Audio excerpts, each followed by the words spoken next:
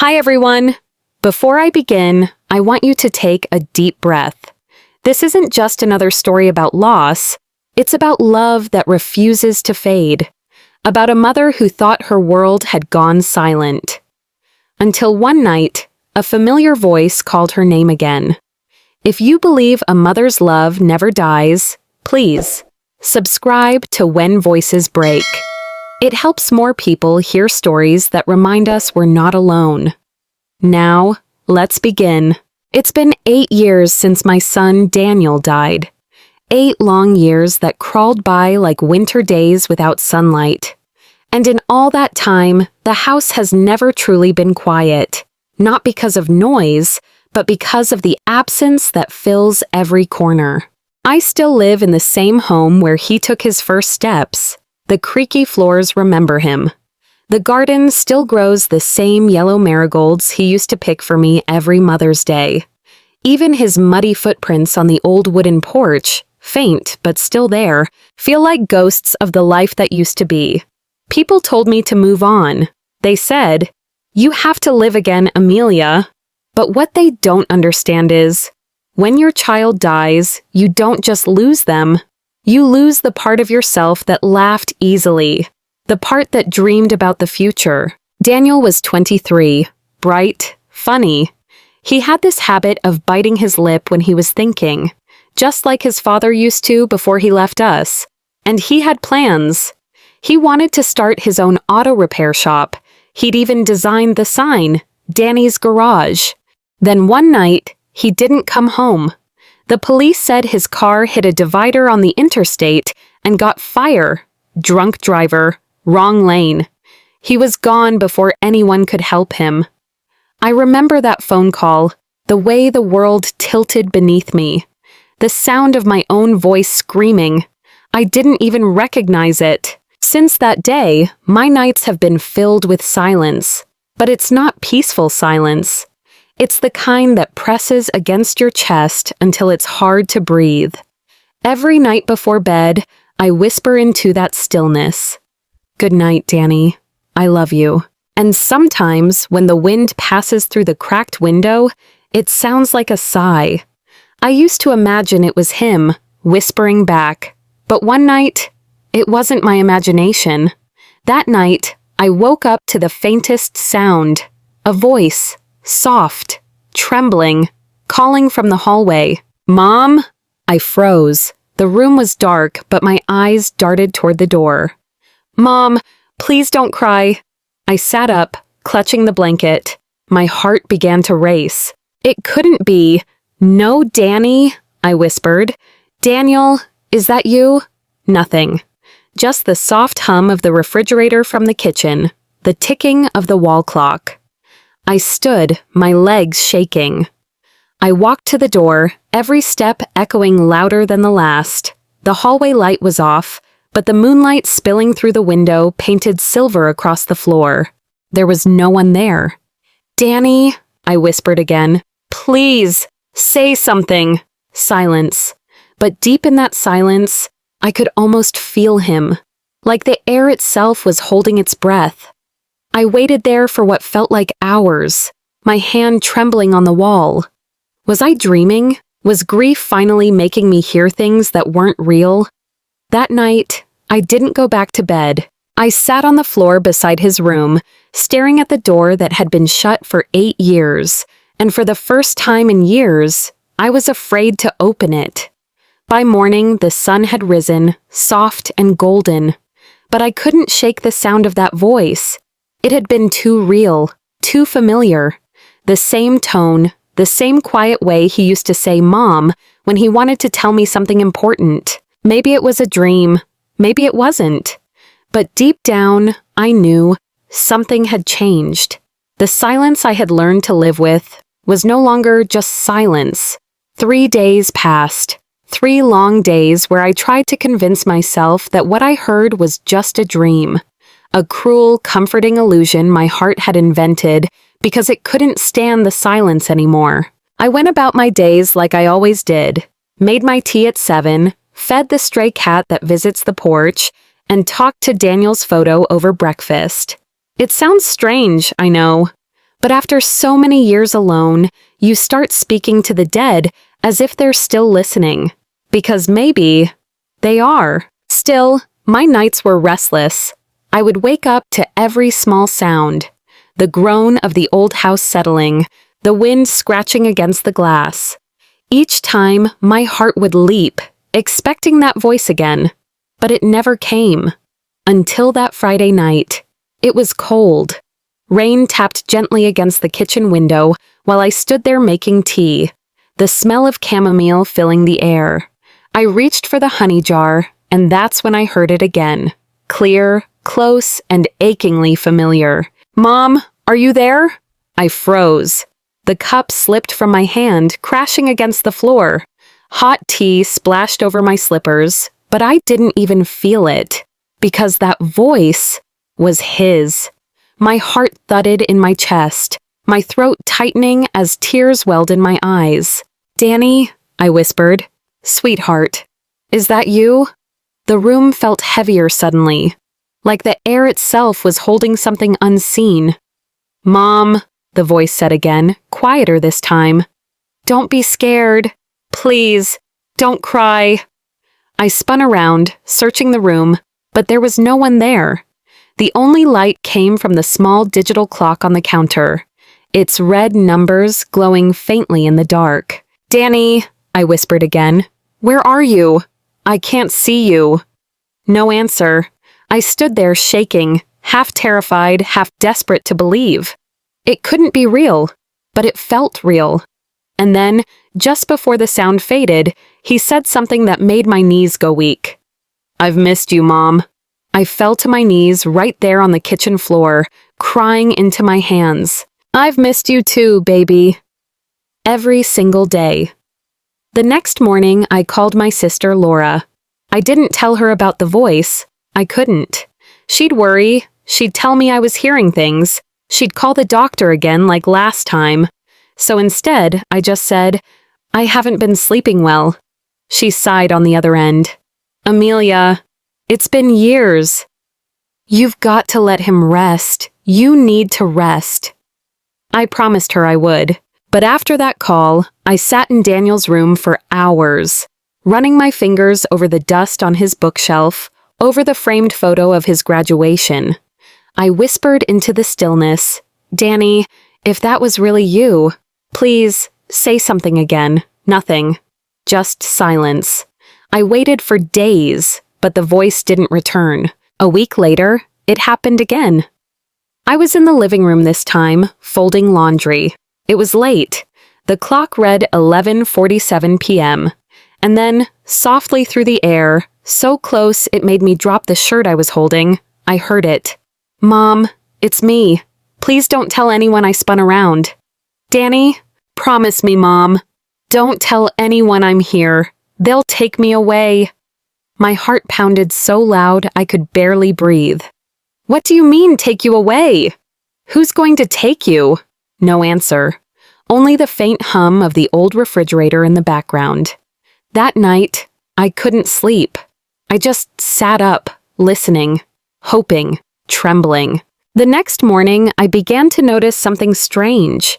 The voice always came from one place, the small speaker built into my kitchen clock. That clock had never meant much to me before. Just an old silver digital one with a soft alarm chime. But now, every time I looked at it, I could feel something tighten inside me. I remembered something then. A young man, maybe mid-20s, polite and smiling, had come by the neighborhood a few months ago. He said he worked for a local charity. They were giving out companionship clocks to seniors who lived alone. Clocks that could play gentle reminders and soothing messages. He said it would help with loneliness. He'd set it up for me himself, plugged it into the kitchen outlet, and told me it could even respond to voice commands if I wanted music. At the time, it seemed sweet. I never questioned it. But now I couldn't stop staring at it. Those faint red numbers glowing in the dark like eyes watching me. That night, I unplugged it, just to see what would happen. For hours, there was only silence, and I began to relax, almost laughing at myself. Maybe it had been some kind of radio interference. Or maybe I'd really gone crazy after all. Then, around 2 in the morning, as I was drifting into a light sleep, I heard it again. Muffled but clear. "Mom, why did you turn it off?" My heart stopped. I sat up straight in bed. The clock wasn't even plugged in. I whispered into the dark, "Danny, how can you still be here?" Static crackled faintly through the air, and the voice came again, smaller this time, trembling. "Please, don't be scared. I need you." My tears blurred everything. I stumbled into the kitchen, my hands shaking as I reached for the clock. "Danny, please tell me, is it really you?" No response. Just the faintest sound of static. And something, a low hum, almost mechanical, beneath it. I turned the clock over, my hands trembling, and noticed something odd. A small screw that didn't match the others, and a faint blinking red light underneath the casing. That was the moment I knew. Something wasn't right. I stared at the blinking red light beneath the clock casing, my breath coming in short, shallow bursts. That clock had been in my kitchen. I'd never opened it, never even changed its batteries myself. Now, a cold realization ran through me. I set it down on the table, stepping back as if it might explode. "Danny," I whispered again, my voice breaking. "Are you in there?" Silence. Then, faintly, static again, followed by a sound like shallow breathing. "Mom!" My knees buckled. I had to grip the counter to stay upright. That voice, it was too real, too close. I picked up the clock again, tears stinging my eyes. "Danny, sweetheart, if this is a joke—" "It's not," the voice said, trembling. "Please, listen to me. You're in danger." I froze. Danger? From who? No answer. Just static. Long, painful static that filled the air until I could hear nothing else. And then the red light blinked one last time and went out. For a moment, I just stood there, staring at the darkened clock, my mind spinning. Had I imagined it all? Was grief finally driving me mad? I grabbed my phone, intending to call someone, anyone, but my hands were shaking too much to dial. The only number that came to mind was Detective Cole, the officer who had handled Danny's case years ago. He'd been kind back then, patient, gentle. But after the accident report came in, everything had gone quiet. They'd called it drink and accident. Said Danny had died instantly, but something deep inside me had never believed it. I finally managed to dial his number. "Detective Cole," came a rough voice on the other end. "Detective, it's Linda Miller." A pause. "Mrs. Miller? It's been years. Are you all right?" I swallowed hard. I think someone's been in my house." An hour later, flashing lights lit up my driveway. Detective Cole stood at my door, his hair more silver than I remembered. He stepped inside, looking around the kitchen. "All right," he said quietly. "Tell me everything." I showed him the clock, explained about the voice, the static, the blinking light. He took it from me carefully, using gloves, and examined the casing. After a minute, he frowned. "This isn't a standard device. Someone installed a transmitter here." I blinked. "A transmitter? For what?" He met my eyes. "For surveillance." The word hit me like a slap. "You mean someone's been listening to me?" Cole nodded slowly, and possibly talking back. My stomach twisted. "But how? Who would—" He sighed. "That's what I intend to find out. Do you know anyone who might want to scare you? Or someone who had access to the house recently?" I shook my head. "No one. I live alone. I haven't had visitors in months." He looked thoughtful. "You said the voice claimed to be your son." My throat tightened. "Yes, it sounded exactly like him." Cole hesitated, then asked quietly, "You're aware of voice replication technology, right?" I frowned. "What do you mean?" He sighed. There's been an increase in scams. People using AI to mimic voices. Sometimes it's to extort money, sometimes it's personal. But I shook my head fiercely. No, this wasn't some digital trick. It was him. I know my son's voice. Cole gave me a long look. One that said he didn't quite believe me, but didn't want to argue either. "I'll take this clock to the lab," he said gently. "We'll find out who's behind it." When he left, the house felt heavier. The air was thick with memories, the hum of silence pressing against my ears. I sat in Danny's old room, running my fingers across the photos on his desk. Him in his baseball uniform, him holding his first fishing rod, him grinning with cake frosting on his nose. I missed him so much it hurt to breathe. But if that really was him reaching out, what did danger mean? Who would want to hurt me, or my son, even after all these years? The next few days were a blur. Cole promised to call once the lab results came in, but I heard nothing. And then, one night, around 2 a.m., I woke up to a faint clicking noise from the kitchen. At first, I thought it was the fridge, but then I saw it. A light, not red this time, blue, flashing faintly beneath the counter. My heart raced. I grabbed a flashlight and crept closer. There, taped beneath the wooden ledge, was another small device, black, rectangular, blinking slowly. And next to it, a note. In shaky handwriting, it said, "They're watching. Don't trust the detective." I felt my whole world tilt. The note was written in Danny's handwriting. I would have recognized it anywhere. I didn't sleep after that. I sat in the living room, staring at the walls, replaying every conversation with Cole, every strange look he'd given me. Had he known? Was he part of this? Morning light seeped through the curtains. My phone buzzed. An unknown number. I hesitated, then answered. "Mom?" It was him again. Danny's voice.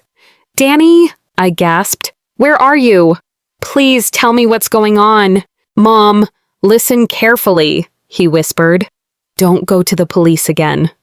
They're part of it. The fire wasn't an accident. I wasn't supposed to survive." My breath caught.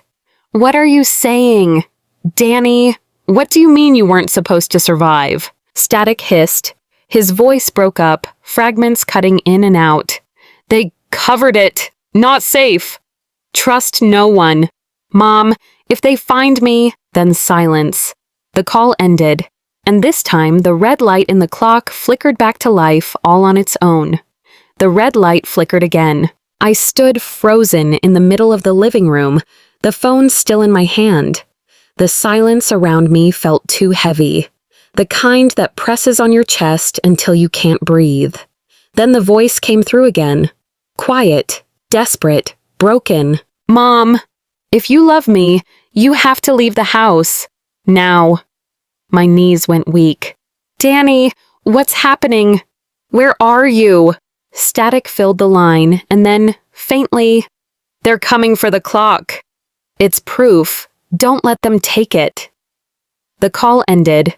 I didn't move at first. I couldn't. Then headlights flashed across my window. 2 cars pulling into the driveway. A knock came at the door. "Mrs. Miller? It's Detective Cole. We need to talk." His voice sounded calm. Too calm. My hands trembled. Every instinct screamed at me not to open that door. I hesitated for a second. Then, quietly, I slipped out through the back door and into the cold night air. The street was dark, empty. I could hear the faint hum of an engine idling. I ran. I didn't stop until I reached the old community library, the same place where I used to take Danny when he was little. The doors were locked, but I sat down on the steps, clutching the clock to my chest like it was a living thing. I could hear sirens somewhere in the distance. My phone buzzed again. A message. It was from an unknown number. "Mom, go to the pier. Dock 7. Please, trust me." My hands shook. I didn't know what to believe anymore, but my heart told me it was him. I called a cab and gave the driver the address. He didn't ask questions. Maybe he saw the fear in my eyes. When we reached the pier, the air was heavy with mist. The water shimmered faintly beneath the dim streetlights. And then I saw him. A figure standing by the edge of the dock. Tall, still, familiar. He turned when he heard my footsteps, and for the first time in 8 years, I saw my son, alive. "Danny," I whispered. My voice broke before I could say more. He looked older, thinner, his face marked with exhaustion and pain. But it was him. It was really him. I ran to him, and he caught me in his arms, holding me so tightly it hurt. "I'm sorry," he whispered into my hair. "I had to disappear. I had to keep you safe." I pulled back, tears streaming down my face. "They told me you were dead. I buried you." He nodded. "That's what they wanted. It was easier to fake my death than to run from them." "Who?" I demanded. "Who are you running from?" He hesitated, glancing around. "The people I worked for."